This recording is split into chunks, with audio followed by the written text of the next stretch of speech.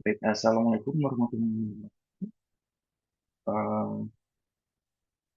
Pada pertemuan kali ini kita akan membahas salah satu teknik analisis data non-parametrik yang sangat sering digunakan dalam penelitian pendidikan, khususnya ketika kita berhadapan dengan jumlah sampel yang terbatas atau data yang tidak memenuhi asumsi normalitas. Oke, sekarang Bapak ingin mengajak Anda untuk mengingat kembali pengalaman saat membaca skripsi atau artikel penelitian. Nah, seringkali kita menemukan penelitian yang mengukur kondisi antara sebelum dan sesudah diberikannya perlakuan. Misalnya sebelum diberikan media pembelajaran. Nah, apa yang terjadi nilai uh, dari sebelum dengan sesudah diberikan media pembelajaran tertentu. Nah, pertanyaannya bagaimana kita mengetahui bahwa perubahan yang terjadi memang bermakna secara statistik. Nah, disinilah uji Wilcoxon menjadi penting. Meskipun termasuk uji non-parametrik, Wilcoxon bukan uji yang lebih rendah dibandingkan uji parametrik. Justru dalam banyak kondisi, penelitian pendidikan luar biasa, Wilcoxon ini menjadi pilihan yang lebih tepat karena karakteristik datanya. Nah, melalui perkuliahan ini, eh, kita tidak hanya belajar menjalankan tentang prosedur statistik, tetapi juga memahami logika berpikir di balik penggunaannya. Karena statistik yang baik bukan sekedar menghasilkan angka, melainkan membantu peneliti mengambil kesimpulan yang dapat dipertanggungjawabkan secara ilmiah. Pada pertemuan ini, kita akan bergerak dalam tiga tahapan utama. Tahap pertama adalah memahami konsep dasar uji Wilcoxon ini, mengapa uji ini ada, apa perbedaannya dengan uji parametrik, dan kapan kita harus menggunakannya. Kemudian pada tahap kedua adalah mempelajari prosedur analisis data. Banyak mahasiswa merasa takut ketika mendengar istilah statistik karena membayangkan perhitungan yang rumit. Padahal, jika kita memahami logikanya, langkah-langkah analisis ini akan terasa jauh lebih mudah dipahami. Nah, yang ketiga adalah interpretasi hasil. Nah, ini adalah bagian yang seringkali dianggap sederhana, padahal justru paling penting. Peneliti yang baik bukan hanya mampu menghitung statistik, tetapi juga mampu menjelaskan makna hasil analisis tersebut dalam konteks pendidikan. Nah, coba kita bayangkan, apa gunanya memperoleh nilai signifikan jika kita tidak mampu menjelaskan implikasinya bagi proses pembelajaran. Karena itu hari ini kita akan menyeimbangkan antara aspek teknis dan aspek maknanya. Tujuan pembelajaran kita hari ini terdiri atas tiga kompetensi utama. Yang pertama, kita memahami konsep dasar uji Wilcoxon sebagai uji statistik non-parametrik untuk data berpasangan. Artinya apa? Ananda tidak hanya mengetahui definisinya, tetapi juga memahami alasan penggunaannya dalam penelitian pendidikan. Yang kedua, mampu melakukan analisis menggunakan bantuan perangkat lunak statistik seperti SPSS. Nah, di era sekarang ini fokus kita bukan lagi menghitung secara manual setiap langkah, melainkan memahami prosedur dan memastikan hasil yang diperoleh benar. Tapi nanti Bapak akan jelaskan juga jika kita lihat antara SPSS dengan manual itu apakah beda atau sama seperti itu. Kemudian yang ketiga, mampu menafsirkan output statistik secara tepat. Nah, banyak mahasiswa itu dapat menghasilkan output SPSS, tetapi tidak semuanya mampu menjelaskan arti output tersebut secara ilmiah. Nah, disinilah letak pentingnya pembelajaran statistik. Kita tidak sedang belajar menjadi operator software, tapi menjadi peneliti yang mampu mengambil keputusan berdasarkan data. Nanti setelah dapat datanya, nanti kita akan lihat, nah ini maksudnya apa pada bagian ini, bagian yang lainnya maksudnya apa. Seperti itu ya.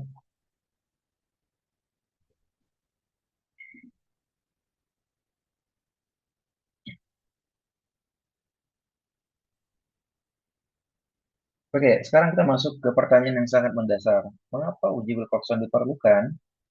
Nah, dalam penelitian pendidikan, kita sering melakukan pengukuran sebelum dan sesudah perlakuan, kan? Atau pre-test, post-test. Nah, misalnya kemampuan membaca sebelum diberikan media visual tertentu, lalu diukur kembali setelah intervensi dilakukan. Jadi, eh, kita ambil data pre-testnya, kemudian berikan intervensi, habis itu ambil data post-testnya. Masalahnya, tidak semua data penelitian memenuhi asumsi normalitas. Bahkan, dalam penelitian pendidikan luar biasa, jumlah peserta seringkali relatif sedikit. Nah, jadi kan kita lihatlah dari sekolah itu kadang ada yang anaknya cuma tiga, ada yang cuma dua, ada yang cuma satu. Nah, jumlah peserta itu kan seringkali relatif sedikit ya, sehingga memang distribusi data sulit dianggap normal. Nah, jika kita memaksakan menggunakan uji parametrik pada kondisi yang tidak sesuai, maka kesimpulan penelitian bisa menjadi kurang valid. Nah, karena itulah uji Wilcoxon ini hadir sebagai alternatif yang kuat. Nah, uji ini memungkinkan kita tetap melakukan analisis secara ilmiah, meskipun data tidak berdistribusi normal. Nah, dengan kata lain, Wilcoxon membantu peneliti tetap memperoleh kesimpulan yang dapat dipercaya tanpa harus bergantung pada asumsi yang sulit dipenuhi.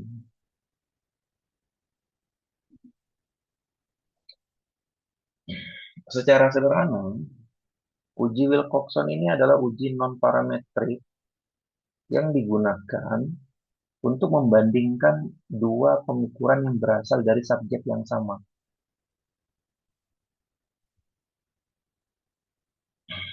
Nah, eh, perhatikan bahwa fokusnya bukan membandingkan dua kelompok yang berbeda ya, tetapi membandingkan kondisi sebelum dan sesudah pada individu yang sama. Misalnya si A kita tes sebelum diberikan media bagaimana nilainya, kemudian setelah diberikan media itu bagaimana nilainya. Seperti itu ya. Hal yang menarik dari Wilcoxon ini adalah analisisnya tidak berdasarkan data nilai mentah, melainkan pada ranking atau peringkat dari selisih skor. Jadi nilainya ini memang bukan misalnya ada instrumen yang kalian gunakan atau tes, bukan data itu yang digunakan, tapi akan dihitung berdasarkan rankingnya. Nah, mengapa demikian? Karena pendekatan berbasis ranking ini membuat analisis menjadi tahan terhadap pengaruh nilai ekstrim atau outlier. Nah, coba kita pikirkan bersama. Jika ada satu peserta dengan perubahan skor yang sangat besar, nah apakah seluruh hasil penelitian harus dipenuhi oleh satu orang tersebut? Nah, pendekatan ranking ini membantu meminimalkan masalah seperti itu, sehingga hasil analisis menjadi lebih stabil. Sekarang mari kita pahami karakteristik uji Wilcoxon itu. Nah, karakteristik pertama adalah menggunakan data berpasangan. Setiap responden memiliki dua skor yang paling terkait. Ini ya, skor pretest dan post-test. Nah, karakteristik kedua adalah tidak mensyaratkan berdistribusi normal. Nah, ini menjadi keunggulan besar dalam penelitian pendidikan khusus yang sering memiliki sampel terbatas atau datanya cuma sedikit. Karakteristik yang ketiga adalah fokus pada perubahan. Ya, yang dianalisis itu bukan sekedar nilai awal atau nilai akhir, melainkan bagaimana arah dan besarnya perubahan yang terjadi. Nah, disinilah letak filosofinya Wilcoxon. Uji ini tidak bertanya siapa yang memiliki nilai tertinggi, tetapi bertanya apakah terjadi perubahan yang konsisten setelah perlakuan diberikan. Gitu ya. Oke, pertanyaan berikutnya adalah kapan kita menggunakan uji Wilcoxon? Pertama, ketika penelitian menggunakan desain pretest post-test pada kelompok yang sama. Nah, ini merupakan penggunaan yang paling umum. Yang kedua, ketika data yang diperoleh itu bersifat ordinal. Nah, ini kan sudah kita bahas di sebelumnya bahwa ordinal itu berbentuk peringkat. Misalnya hasil penilaian menggunakan skala tertentu yang tidak memenuhi karakteristik data interval. Yang ketiga, data tidak memenuhi asumsi normalitas atau jumlah sampelnya terlalu kecil untuk menggunakan t-test. Sebagai calon peneliti, Ananda perlu memahami bahwa pemilihan uji statistik bukan berdasarkan selera kita ya, melainkan berdasarkan karakteristik data yang dimiliki. Jadi kita tidak bisa memaksakan, oh saya mau pakai uji ini, nah saya mau pakai uji A, saya mau pakai uji B. Nah tidak seperti itu, tapi kita harus melihat karakteristik data yang kita dapatkan, apakah datanya banyak atau datanya sedikit, apakah dia berdistribusi normal atau tidak. Nah, seperti itu ya. Karena itu sebelum menentukan teknik analisis, kita harus terlebih dahulu memahami sifat data penelitian kita. Oke, hipotesis uji Wilcoxon. Ini H0, H1 atau H0, HA. Jadi hipotesis 0 atau dan hipotesis alternatif. Nah, ini contohnya misalnya tidak ada perbedaan signifikan antara pengukuran satu dan pengukuran 2 pada subjek yang sama. Cara signifikannya adalah 0,05. Ini sudah kita bahas ya kemarin ya. Nah, maka jika hasil signifikannya lebih besar dari 0,05, maka HO-nya diterima. Jadi tidak ada perbedaan seperti itu.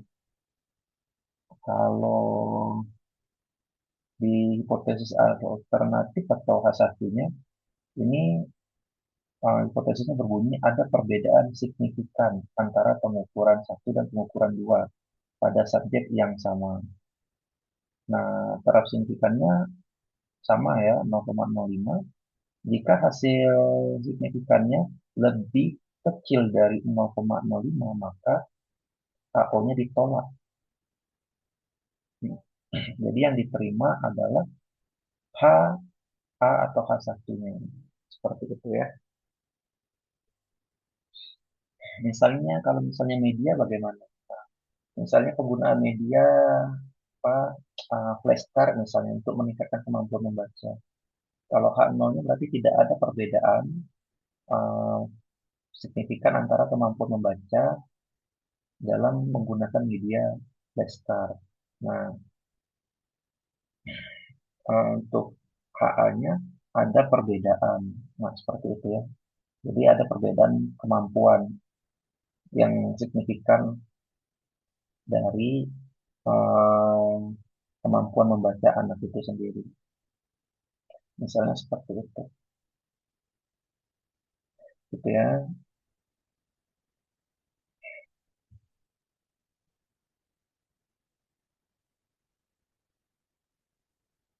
Oke, yang perlu dipahami adalah bahwa statistik ini tidak membuktikan sesuatu secara mutlak ya. Jadi statistik ini hanya memberikan tingkat keyakinan berdasarkan data yang tersedia. Oleh karena itu, interpretasi hasil ini harus selalu dilakukan secara hati-hati.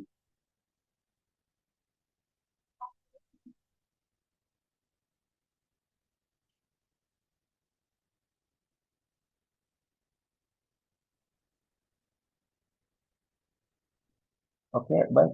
Langkah-langkah uji Wilcoxon. Sekarang mari kita lihat alur kerja uji Wilcoxon. Langkah pertama itu adalah menghitung selisih antara skor sebelum dan sesudah perlakuan. Yang kedua adalah mengurutkan nilai absolut dari selisihnya. Yang ketiga adalah memisahkan ranking positif dan ranking negatif, kemudian menjumlahkannya. Itu gampangnya. Nah, jadi eh, kalau misalnya kita lihat contoh datanya, nah ini kalau misalnya kita melakukannya secara manual ya, maka yang pertama itu adalah menghitung selisihnya. Jadi 60 dengan 76 ini berapa selisihnya. Kemudian kita buat rankingnya. Nah, mungkin ini untuk memudahkannya, Pak, stop share dulu. Bukan stop share. Bentar. Ini kita hitung saja ya.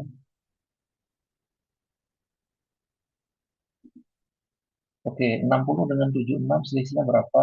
Berarti kan ada perubahan ya. Dari awalnya 60 jadi 76, maka ini nilainya positif. 16. Kemudian 55 ke 66 positif 11, 70 ke 8 positif 10, 50 ke 65 positif 15, 65 dan 76. Jadi gampang kurangin aja 76 dikurang 60 seperti itu. Ini positif 11 dan ini positif 13. Oke. Setelah sudah kita dapatkan ini, kita akan menghitung rankingnya lagi. Nah, jadi ranking yang dilihat adalah dari selisih ini tadi. Nah, nilai dari selisih ini yang akan kita hitung.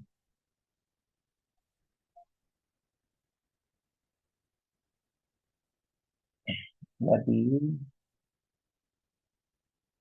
di sini kita melihat data yang paling kecil dulu. Jadi yang kecil ini adalah ranking 1. Nah, kemudian ranking 2-nya mana? Berarti setelah 10 berarti 11 ini ya. Ini ranking 2. Nah, di sini ada juga 11. Nah, seharusnya kan ini 2 juga nih. Nah, kan nggak bisa dia rebutan. Maka ada yang ranking 2 dan ada yang ranking 3.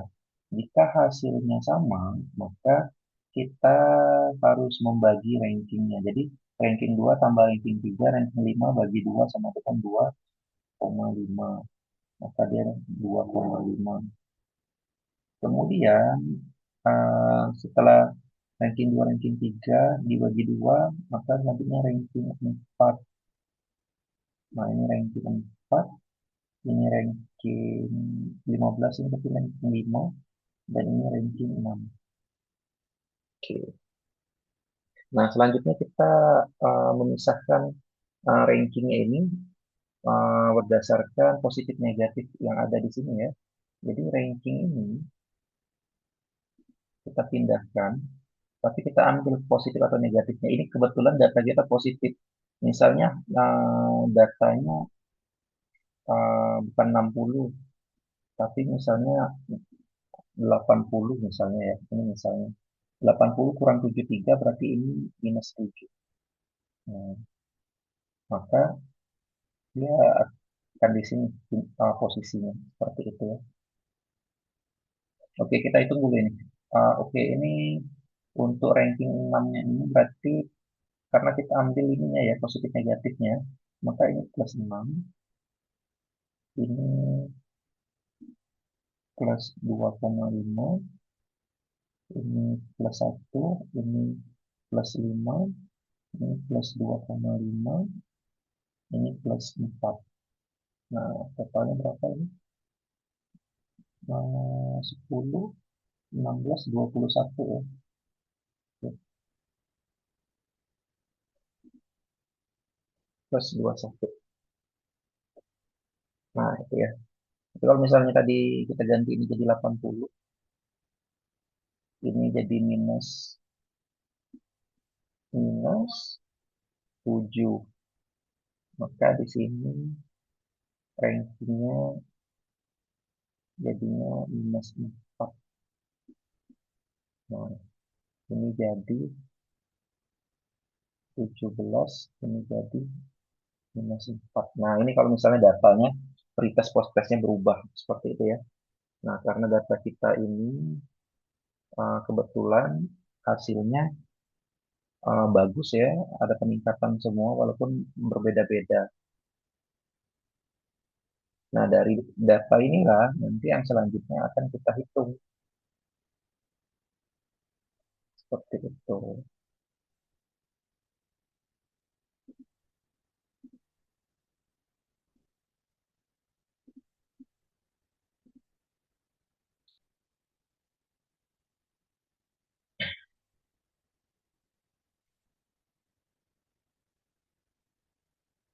Oke, selanjutnya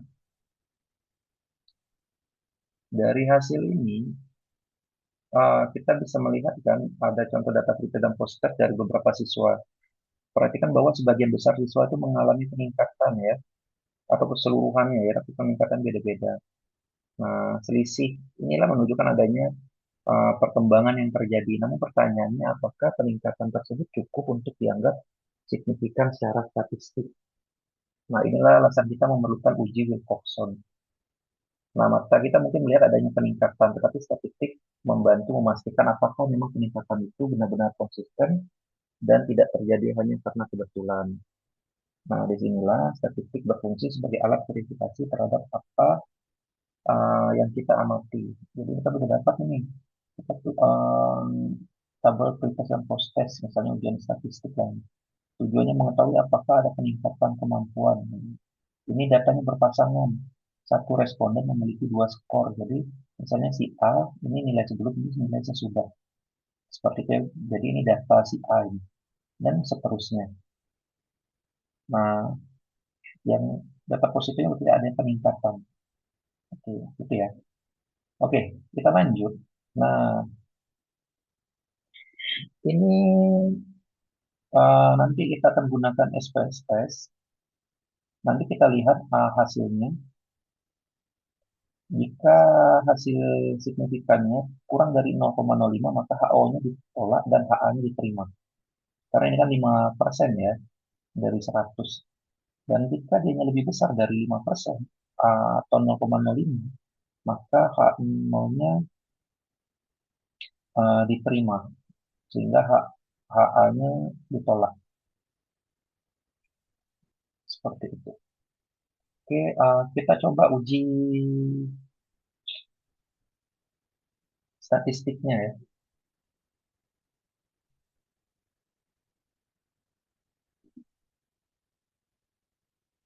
Hmm,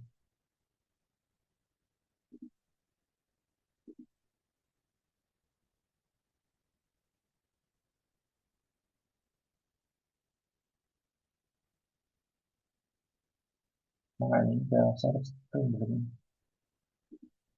Bentar. Oke, kita